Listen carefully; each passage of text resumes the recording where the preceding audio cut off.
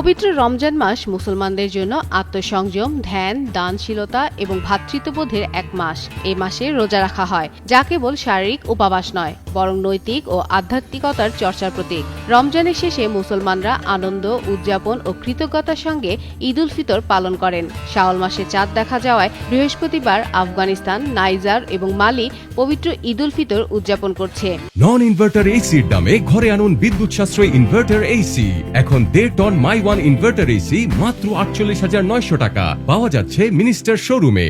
মধ্যপ্রাচ্য ভিত্তিক সংবাদ মাধ্যম গলফ নিউজের তথ্য মতে কিছু দেশ ইতিমধ্যে আনুষ্ঠানিকভাবে ঈদের তারিখ ঘোষণা করেছে, আবার অনেক দেশ চাঁদ দেখার অপেক্ষায় রয়েছে।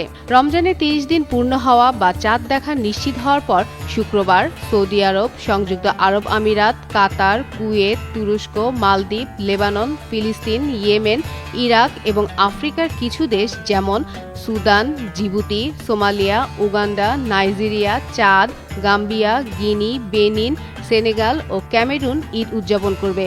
সিঙ্গাপুরে আনুষ্ঠানিকভাবে জানানো হয়েছে যে দেশটিতে ঈদ উল ফিতর শনিবার পালিত হবে। Bangladesh, Bharat, Pakistan, Indonesia, Malaysia, Brunei, Iran, Oman, Jordan, Syria, মিশর ও আরও কয়েকটি দেশ চাঁদ দেখার উপর ভিত্তি করে শুক্রবার বা শনিবার ঈদ উদযাপন করবে। ফলে বিশ্বের বিভিন্ন দেশে একদিনের ব্যবধানে ঈদ উদযাপনের প্রথা বজায় থাকে।